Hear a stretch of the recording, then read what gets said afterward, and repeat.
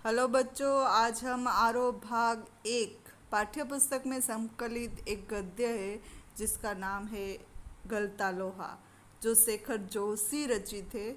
उसका आज हम अध्ययन करेंगे, जिसमें दो सहपाठी की बात हुई है।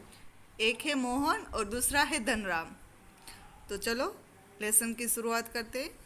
मोहन के पैर अनायासी शिल्पकार टोले की ओर मुड़ गए। उसके मन के किसी कोने में शायद धनराम लोहार के आफर की वह अनुगूंज से अनुगूंज यानी प्रतिध्वनि वो बाकी थी, जिसे वह पिछले 3-4 दिनों से दुकान की ओर जाते हुए दूर से सुनता रहता था। निहाई पर रखे लाल घर्म लोहे पर पड़ती हथौड़े की थप थप आवाज, ठंडे लोहे पर लगती चोट से उठता ठनकता स्वर और निशाना साधने से पहले खाली निहाई पर पड़ती हथौड़े की खनक, जिन्हें वह दूर से ही पहचान सकता था। अब यहाँ पर एक है कि लोहार का काम आपने देखा होगा। पहले वो कोयले में जो लोहा होता है उसे गर्म करते हैं, फिर निहाई पर रखते हैं और ऊपर से हथौड़े की चोट करते हैं ताकि उसका शेप आ जाए। लंबे बेट वाले हंसुए को लेकर वह घर से इस उद्देश्य से निकला था मोहन, कि अपने खेतों के किनारे उगाई जो कांटेदार झाड़ियों को वो काट छान कर साफ कर आएगा। बुढ़े वंशीधर जी यानी कि मोहन के पिताजी के बूते का अब यह काम नहीं था, यानी कि उसे उसके बस की एक बात ही नहीं थी। क्यों? क्योंकि वो बूढ़े हो गए थे, उसकी उम्र हो गई थी, वो खेत में काम नहीं कर सकते थे। इसलिए ये काम मोहन ने अपने हाथ लिया। यही क्या, जन्म भर जिस पुरोहिताई के बूते पर उन्होंने घर संसार चलाया था, अब पुरोहिताई यानी कि आपने देखा होगा पंडित जी शादी ब्याह करवाते हैं और जिस पैसे मिलते हैं उससे उसका घर चलता है, वह भी अब वैसे कहाँ कर पाते थे, क्योंकि अब बूढ़े हो गए, वैसा काम नहीं होता था उससे। यजमान लोग उसकी निष्ठा और संयम के कारण ही उन पर श्रद्धा रखते हैं, लेकिन बुढ़ापे का जर्जर शरीर अब उतना कठिन श्रम और व्रत उपवास नहीं झेल पाता। सुबह सुबह जैसे उससे सहारा पाने की नियत से ही उन्होंने गहरा निश्वास लेकर कहा था, वंशीधर जी अब बूढ़े हो गए और ये काम नहीं होता उपवास करना, व्रत करना। इसलिए अब वो ऐसा चाहते कि मेरा ये काम उनका बेटा मोहन करे। इसलिए उन्होंने कहा, आज गणनाथ जाकर चंद्रदत्त जी के लिए रुद्र पाठ करना था। अब एक पूजा है शंकर भगवान की, रुद्र पाठ वो करनी है। अब मुश्किल ये लग रहा है कि यह 2 मील की सीधी चढ़ाई अब अपने बुत्ते की बात नहीं है। अब वंशीधर जी क्या बोल रहे हैं, अब रुद्र पाठ करना है तो 2 मील सीधी चढ़ाई करनी पड़ेगी। एकाएक ना भी नहीं कहा जा सकता। कुछ समझ में नहीं आता क्या करूं। ये सब वंशीधर इसलिए बोल रहे ताकि मोहन सुने और वो बोले अब मैं करना शुरू करूं, लेकिन सुनता कौन है? मोहन उनका आशय न समझता हो ऐसी बात नहीं, लेकिन पिता की तरह ऐसे अनुष्ठान पर पाने का न उसे अभ्यास ही है और न वैसी गति है। वो पिता की तरह ये काम नहीं कर सकते क्योंकि अभ्यास नहीं है, यानी कि वो समझ नहीं पा रहा कि मैं कैसे करूं, पहले से सीखा हुआ नहीं है। पिता की बातें सुनकर भी उसने उनका भार हल्का करने का कोई सुझाव नहीं दिया। जैसे हवा में बात कह दी गई थी ना, वैसे ही अनुत्तरणीय रह गई, यानी कि पिता को वापस उत्तर नहीं मिला जाएगा कि नहीं जाएगा। पिता का भार हल्का करने के लिए वह खेतों की ओर चला गया, लेकिन हंसुए की धार पर हाथ फेरते हुए उसे लगा कि वह पूरी तरह कुद्र हो चुकी है, उसकी धार तेज नहीं है। धनराम अपने बाएं हाथ से धोकनी फूंकता हुआ दाएं हाथ से भट्ठी में गर्म होते लोहे को उलट पलट कर रहा था। अब बाएं हाथ से धोकनी फूंकना यानी कि एक नली होती है, चाहे वो बांस की हो चाहे वो लोहे की हो, उससे वो फूंकते हैं तो झाके कोयले में हवा जाती है और वो जलते। मोहन दूर हटकर एक खाली कनिस्तर के ऊपर बैठा उसकी कारीगरी को पारखी निगाहों से देख रहा था। अब धनराम जो काम कर रहा था दूर बैठकर मोहन देख रहा था।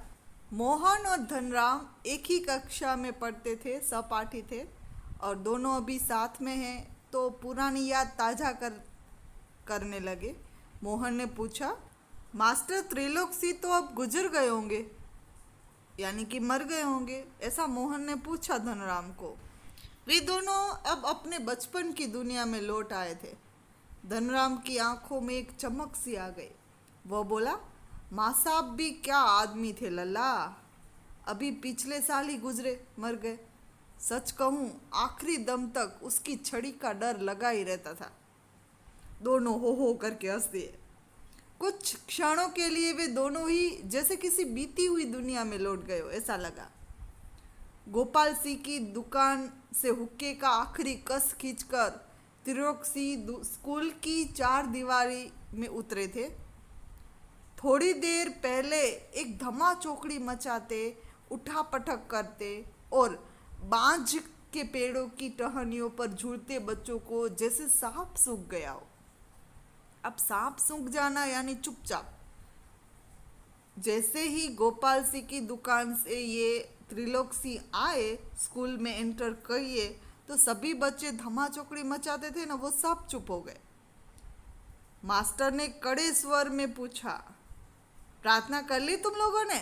यह जानते हुए कि यदि प्रार्थना हो गई होती तो गोपाल सिंह की दुकान तक उनका संवित स्वर पहुंचता ही, क्योंकि गोपाल की दुकान तो पास में ही थी। त्रिलोकसी घूर घूर कर एक एक लड़के को देखते, फिर वही कड़कदार आवाज में बोले, मोहन नहीं आया आज? मोहन उनका चहेता शिष्य था, पुरोहित खानदान का कुशाग्र बुद्धि का बालक। कुशाग्र बुद्धि यानी सबसे तेज, तुरंत याद रह जाए ऐसा बालक। पढ़ने में ही नहीं, गायन में भी बेजोड़ था। त्रिलोकसी मास्टर ने उसे पूरे स्कूल का मॉनिटर बना रखा था। वही सुबह सुबह हे प्रभु आनंद दाता ज्ञान हमको दीजिए का पहला स्वर उठाकर प्रार्थना शुरू करता। मोहन को लेकर मास्टर त्रिलोकसी को बड़ी उम्मीदें थी। कक्षा में किसी छात्र को कोई सवाल ना आने पर वही सवाल वे मोहन से पूछते और उनका अनुमान सही निकलता, क्योंकि मोहन ठीक ठीक उत्तर देकर उन्हें संतुष्ट कर देता। और तब वे उस फिसड़ी बालक को दंड देने का भार मोहन पर डाल देते, यानी कि जो बच्चे आंसर ना दे पाए उसको मारने का भार, जो भी दंड देना है वो मोहन देगा। पकड़ इसका कान, ऐसे मास्टर बोलते तो मोहन पकड़ता और लगवा इसके 10 उठक बैठक। वे आदेश दे देते और मोहन करवाता। धनराम जी उन अनेक छात्रों में से एक था जिसने त्रिलोकसी मास्टर के आदेश पर अपने हमजोली मोहन के हाथों कई बार बेत खाई होगी। बेत यानी कि एक सोटी की मार होती है, या हाथ में लगे या पिछवाड़े पर, कहीं पर भी लग सकती है, या फिर कान खिंचवाए होंगे। मोहन के प्रति थोड़ी बहुत ईर्ष्या रहने पर भी धनराम प्रारंभ से ही उनके प्रति स्नेह और आदर का भाव रखता था। इसका एक कारण शायद यह था कि बचपन से ही मन में बिठा दी गई जातिगत हीनता के कारण धनराम ने कभी मोहन को अपना प्रतिद्वंदी नहीं समझा। यानी कि मोहन वो एक पुरोहित का बेटा था, वो ऊंची जाति का था, और जो धनराम था वो एक लोहार का बेटा था, यानी नीची जाति थी। इसलिए बचपन से ही उसके मन में बिठा दी गई थी कि वो तो ऊंचे खानदान का है, उसकी जाति ऊंची है, इसलिए वो अपना प्रतिद्वंदी नहीं समझता था, बल्कि वह इससे मोहन का अधिकार ही समझता था कि वो मुझे डांटे तो कोई बात नहीं। बीच बीच में त्रिलोकसी मास्टर का यह कहना था कि मोहन एक दिन बहुत बड़ा आदमी बनकर स्कूल का और उसका नाम ऊंचा करेगा। धनराम के लिए किसी और तरह से सोचने की गुंजाइश ही नहीं रखता था, और धनराम वो गांव के दूसरे खेतीहर या मजदूर परिवारों के लड़कों की तरह किसी प्रकार तीसरे दर्जे तक की स्कूल का मुंह देख पाया वो, यानी तीसरी कक्षा है तब तक ही पढ़ाई की। त्रिलोकसी मास्टर कभी कभार उस पर विशेष ध्यान देते थे। अब कोई कोई ऐसा होता है जो होशियार है उसे पढ़ा देते, बाकी जिसे नहीं आता उस पर ध्यान ही नहीं देते, कभी कभी देते। एक दिन अचानक धनराम पर ध्यान दिया त्रिलोकसी ने, मास्टर ने, और पूछा, धनवा 13 का पहाड़ा सुना तो? 12 तक का पहाड़ा तो उसने किसी तरह याद कर लिया था, लेकिन 13 का पहाड़ा उसके लिए तो पहाड़ी था। वो सुनाने लगा, तेरे एकम तेरे, तेरे दूनी 24। सटाक एक संटी उसकी पिंडलियों पर माँ साहब ने लगा दी कि वो टूट ही गई। अब सर देखो, इतनी जोर से संटी लगी कि संटी टूट गई, सोटी जिसे बोलते हो। अब 13 दूनी 24 होता है क्या?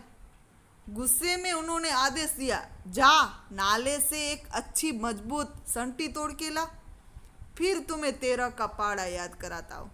अब देखो आदेश किन्हें दे रहे? त्रिलोकसी।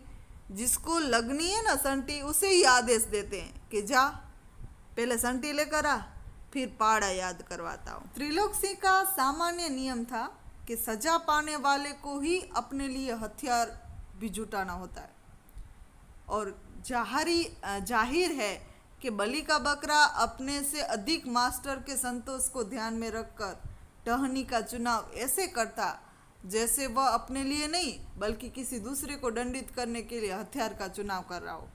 यानी जो चुनाव करता वो मास्टर के संतोष के हिसाब से करता। धनराम की मंद बुद्धि रही हो या मन में बैठा हुआ डर कि पूरे दिन घोटा लगाने पर भी उसे 13 का पहाड़ा याद नहीं हो पाया। छुट्टी के समय जब माँ साहब ने उससे दोबारा पहाड़ा सुनाने को कहा तो तीसरी सीढ़ी पर पहुंचते पहुंचते वो फिर लड़खड़ाने लगा, यानी 13 एक तेरे, तेरे दूनी, दूनी तो आ गया लेकिन तीसरी नहीं चढ़ पाया। लेकिन इस बार मास्टर त्रिलोकसी ने उसके लाए हुए बेत का उपयोग करने की बजाय जबान की चाबुक लगानी शुरू की। अब देखो, जो धनराम पसंद करके आया था बेत, यानी कि जो सोटी होती है वो, उसका उपयोग नहीं किया, लेकिन जबान की चाबुक यानी बोल का उपयोग किया। आप याद रखना, वो शरीर में लगती है और जबान की जो चाबुक होती है वो मन में लगती है, और सबसे ज़्यादा यही एक डर है। उसने बोला, तेरे दिमाग में तो लोहा भरा है, लोहा। अब देखो, किसी को यूं बोलो आप तो उसका दिमाग घूम जाता है। उन्होंने क्या कहा, विद्या का ताप कहाँ लगेगा इसमें, यानी कि तेरे दिमाग में लोहा भरा है, विद्या कहाँ से आएगी। अपने थैले से 5-6 दरातियाँ निकालकर उन्होंने धनराम को धार लगा लाने के लिए पकड़ा दी थी। किताबों की विद्या का ताप लगाने की सामर्थ्य धनराम के पिता की नहीं थी, यानी उनके पिताजी अब आगे पढ़ाई नहीं करवा सकते थे। धनराम हाथ पैर चलाने लायक हुआ, थोड़ा बड़ा हुआ कि बाप ने उसे धोखने फूकने या फिर सान लगाने के कामों में उलझाना शुरू कर दिया। फिर धीरे धीरे हथौड़े से लेकर घन चलाने की विद्या सिखाने लगा। फर्क इतना ही था कि जहां मास्टर त्रिलोकसी उसे अपनी पसंद का बेत चुनने की छूट दे देते थे, वहां गंगाराम इसका चुनाव स्वयं करते थे। गंगाराम यानी धनराम के पिताजी।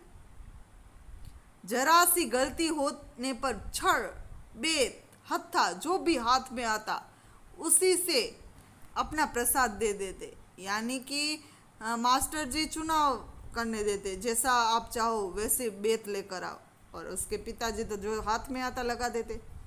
एक दिन गंगाराम अचानक चल बसे, उसकी मृत्यु हो गई, तो धनराम ने सहज भाव से उनकी जो विरासत थी, विरासत यानी आप समझ रहे हो उनका काम, वो संभाल लिया।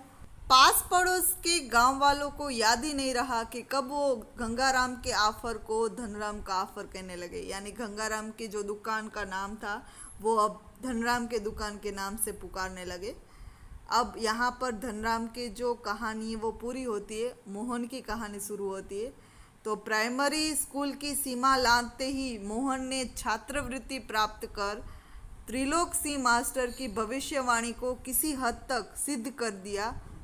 तो साधारण हैसियत वाले यजमानों की पुरोहिताई करने वाले जो वंशीधर थे, वंशीधर तिवारी का हौसला बढ़ गया और वे भी अपने पुत्रों को पढ़ा लिखा कर बड़ा आदमी बनाने का सपना देखने लगे। अब पहले से त्रिलोक सिंह को पता था कि मोहन आगे जाके बड़ा आदमी बनेगा और प्राइमरी स्कूल में अच्छे मार्क्स मिले होंगे, इसलिए छात्रवृत्ति मिली। छात्रवृत्ति में क्या होता है, थोड़े बहुत छूट मिलती है, पैसे देते हैं ताकि आगे की पढ़ाई कर सके। तो उनके पिताजी भी अब ऐसा चाहते हैं कि वो आगे चलकर बड़ा आदमी बने। पीढ़ियों से चले आते पैतृक धंधे ने उन्हें निराश कर दिया था। दान दक्षिणा के बूते पर वे किसी तरह परिवार का आधा पेट भर पाते थे। यानी मोहन के पिता दादा परदादा से जो धंधा चला आ रहा था, शादी करवाना, किसी का श्राद्ध करवाना, वो सभी के चलते परिवार का वो आधा ही पेट भर पाते थे। मोहन पढ़ लिख कर वंशी का दारिद्र्य मिटा दे, दारिद्र्य यानी गरीबाई, यह उनकी हार्दिक इच्छा थी, दिल की इच्छा थी। लेकिन इच्छा होने पर भी वे सब कुछ नहीं हो पाता। आगे की पढ़ाई के लिए जो स्कूल था वह गांव से 4 मील दूर था। 2 मील की चढ़ाई यानी पहाड़ चढ़ना पड़ता। उसके अलावा बरसात के मौसम में रास्ते में पड़ने वाली एक नदी थी, उसकी भी एक अलग से समस्या थी। तो भी वंशीधर ने हिम्मत नहीं हारी और लड़के का नाम स्कूल में लिखवा दिया। बालक मोहन लंबा रास्ता तय कर स्कूल जाता और छुट्टी के बाद थका मांदा वह घर लौटता तो पिता पुराणों की कथाओं से विद्या व्यसनी बालकों का उदाहरण देकर उसे उत्साहित करने की कोशिश करते। वर्षा के दिनों में नदी को पार करने की कठिनाई को देखते हुए वंशीधर ने नदी पार यानी कि नदी के दूसरी ओर जहाँ पर स्कूल थी वहाँ के गांव में एक यजमान के घर पर मोहन का डेरा तय कर दिया, यानी कि इस ओर आना न पड़े, वहाँ ही रह जाए, ऐसा उन्होंने एक तय कर लिया। घर के अन्य बच्चों की तरह मोहन खा पी कर स्कूल जाता और छुट्टियों में नदी उतार पर होने पर गांव लौट आता। संयोग की बात, एक बार छुट्टी के पहले दिन जब नदी का पानी उतार पर ही था और मोहन कुछ घसियारों के साथ नदी पार कर घर आ रहा था तो पहाड़ी के दूसरी ओर भारी वर्षा होने के कारण अचानक नदी का पानी बढ़ गया। पहले नदी की धार में झाड़ झंखार और पात पतेल आना शुरू हुआ तो अनुभवी जो घसियारे थे, रोज आना जाना होता है इसलिए वो तेजी से पानी को काटकर आगे बढ़ने की कोशिश के लिए किनारे पहुंचते न पहुंचते मटमेले पानी का रेला उन तक आ ही पहुंचा। वे लोग किसी तरह सकुशल इस पार पहुंचने में सफल हो गए और यह घटना हुई इसलिए वंशीधर घबरा गए और बच्चे के भविष्य को लेकर चिंतित हो गए कि ऐसा अगर दोबारा हुआ तो मेरा बच्चा क्या करेगा। बिरादरी के एक संपन्न परिवार का युवक, यानी उसकी ही बिरादरी का एक संपन्न परिवार, यानी पैसे वाले थे, सब कुछ था, ऐसा एक परिवार था। उसका युवक, उसका नाम था रमेश, उन दिनों लखनऊ से छुट्टियों में गांव आया था। वो वैसे लखनऊ रहता था लेकिन छुट्टियां थी इसलिए गांव आया था। बातों बातों में वंशीधर ने मोहन की पढ़ाई के संबंध में उससे अपनी चिंता प्रकट की। तो जो रमेश था उसने न केवल अपनी सहानुभूति जताई बल्कि उन्हें सुझाव भी दिया। क्या दिया? कहा कि वे मोहन को उसके साथ लखनऊ ले जाएगा, लखनऊ भेज दे मेरे साथ। घर में जहाँ 4 प्राणी हैं, एक और बढ़ जाने से कोई अंतर नहीं पड़ता, ऐसा रमेश का कहना था। यानी 4 लोग हैं, एक और ज़्यादा हो जाएगा तो उसमें फ़र्क नहीं पड़ेगा। बल्कि बड़े शहर में रहकर वह अच्छी तरह से पढ़ लिख सकेगा। ऐसा रमेश ने वंशीधर को सुझाव दिया। वंशीधर को जैसे रमेश के रूप में साक्षात भगवान मिल गए ऐसा लगा। उनकी आंखों में पानी छलछलाने लगा। भरे गले से वे केवल इतना ही कह पाए कि बिरादरी का यही सहारा होता है, कभी मदद तो करते हैं। छुट्टियां शेष होने पर रमेश वापस लौटा तो माँ बाप और अपने गांव की दुनिया से बिछुड़कर सहमा सहमा सा मोहन उनके साथ लखनऊ गया। अब मोहन की जिंदगी का एक नया अध्याय यहाँ से शुरू हुआ। लखनऊ में क्या हुआ, घर की दोनों महिला, रमेश के घर में 2 महिलाएं थी जिन्हें वह चाचा और भाभी कहकर पुकारता था। उसका हाथ बटाने के अलावा वह धीरे धीरे मोहल्ले की सभी चाचियां और भाभीयों के लिए कामकाज के हाथ बटाने का साधन बन गया। यानी कि रमेश यहाँ पढ़ाई करवाने के लिए लखनऊ ले गया था, लेकिन वहाँ जाकर वो तो सभी का हाथ बटाने में लग गया। सभी के हाथ बटाने काम लगवा दिया उन्हें। मोहन थोड़ा दही तो लाना बाजार से। मोहन ये कपड़े धोबी को दे तो आ। मोहन 1 किलो आलू तो ला दे। औसत दफ्तरी बड़े बाबू की हैसियत वाले जो रमेश थे, उनके लिए मोहन को अपना भाई बिरादरी बतलाना अपने सम्मान के विरुद्ध जान पड़ने लगा। अब देखो, रमेश की जो दफ्तरी थी वो हैसियत थोड़ी ऊपर थी रमेश की, और मोहन भाई बिरादरी का है, अपने ही बिरादरी का है, यानी भाई है, ऐसा कहना उसके सम्मान के विरुद्ध था। उसे घरेलू नौकर से अधिक हैसियत का वो छोड़ा ही नहीं। इस बात को मोहन भी समझने लगा था। थोड़ी बहुत हिला हवाली करने के बाद रमेश ने निकट के ही एक साधारण के स्कूल में उसका नाम लिखवा दिया। अब अच्छी स्कूल में पढ़ने के लिए लखनऊ गया था वही रमेश। मोहन का नाम पास के एक साधारण से स्कूल में लिखवा दिया, लेकिन एकदम नए वातावरण और रात दिन के काम के बोझ के कारण गांव का वो मेधावी छात्र यानी होशियार छात्र शहर के स्कूली जीवन में अपनी कोई पहचान नहीं बना पाया। उसका जीवन एक बंधी बंधाई लीक पर चलने लगा। साल में एक बार गर्मियों की छुट्टियों में गांव जाने का मौका भी तभी मिलता जब रमेश या फिर उसके घर का कोई प्राणी गांव जाने का होता, वरना उन छुट्टियों को भी अगले दर्जे की तैयारी के नाम पर उसे शहर में ही गुजार देना पड़ता।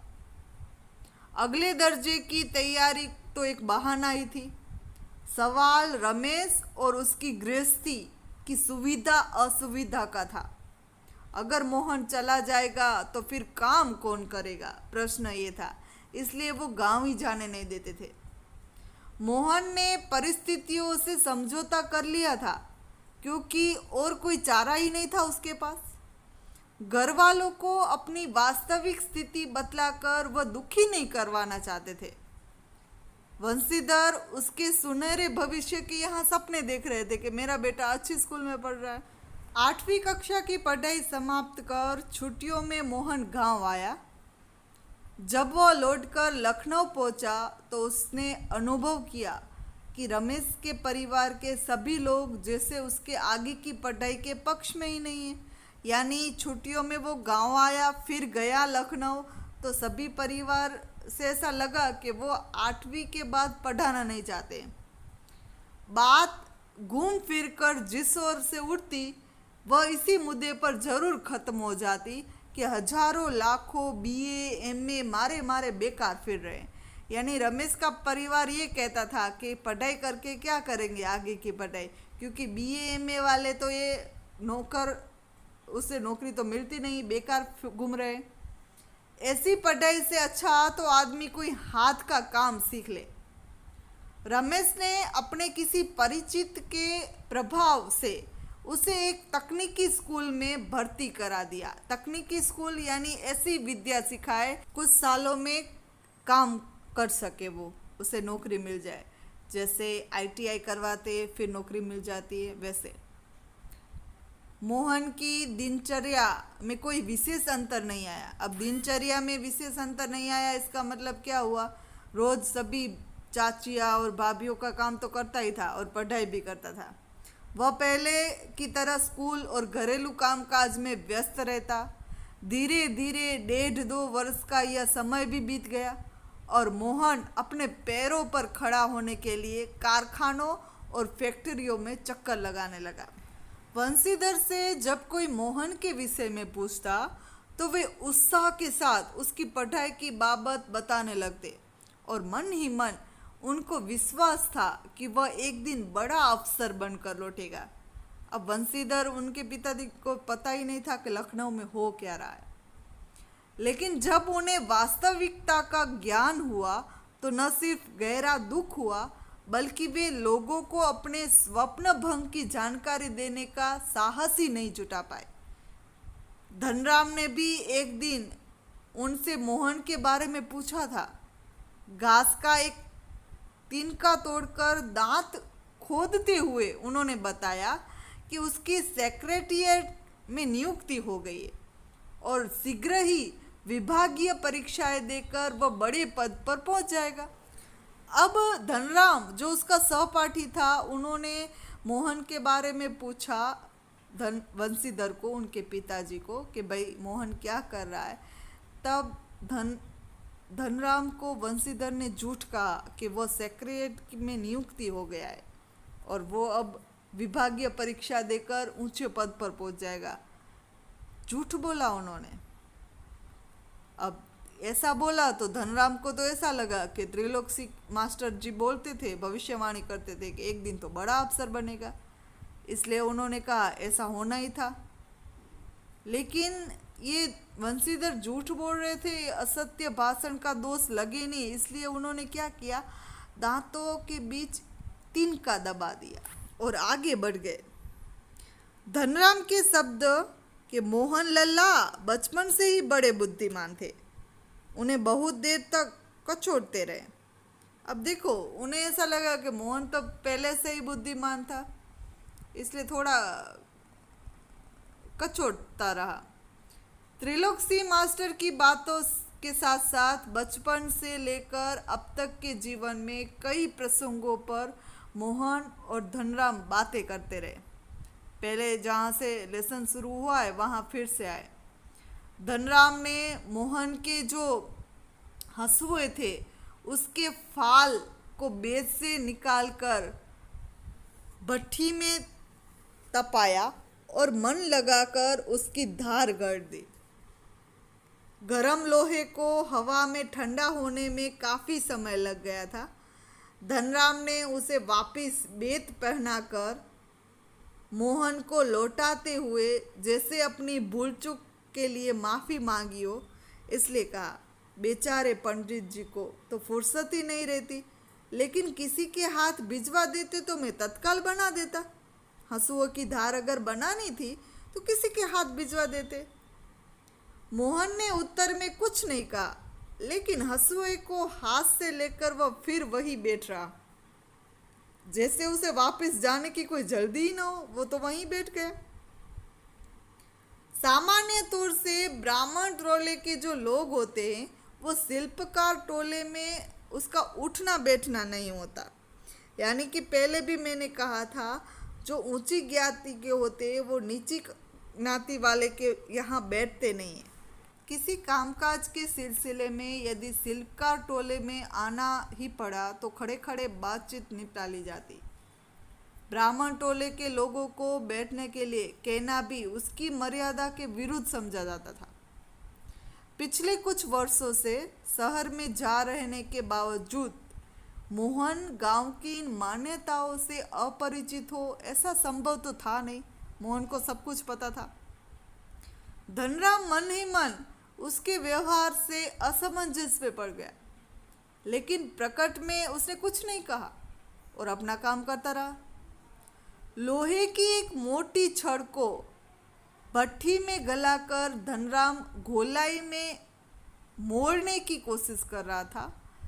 एक हाथ से सरसी पकड़कर जब वह दूसरे हाथ से हथौड़े की चोट मारता तो निहाई पर ठीक घाट में सिरा न फंसने के कारण लोहा उचित ढंग से मुड़ नहीं पा रहा था। मोहन कुछ देर तक उसे काम करते हुए देखता रहा। फिर जैसे अपना संकोच त्याग कर उसने दूसरी पकड़ से लोहे को स्थिर कर लिया और धनराम के हाथ से हथौड़ा लेकर नपी तुली चोट मारते अभ्यस्त हाथों से धोखनी फूंक कर लोहे को दोबारा भट्ठी में गर्म करते और फिर निहाई पर रखकर उसे ठोकते पीटते सुगड़ गोले का रूप देने डाला। अब देखो, धनराम का काम अब मोहन करने लगा, सब संकोच त्याग कर। मोहन का यह हस्तक्षेप इतनी फुर्ती और आकस्मिक ढंग से हुआ कि धनराम को चुक का कोई मौका ही नहीं मिला, क्योंकि मोहन ने जल्दी जल्दी सब काम करने लगा, इसलिए धनराम कुछ कर ही नहीं सका।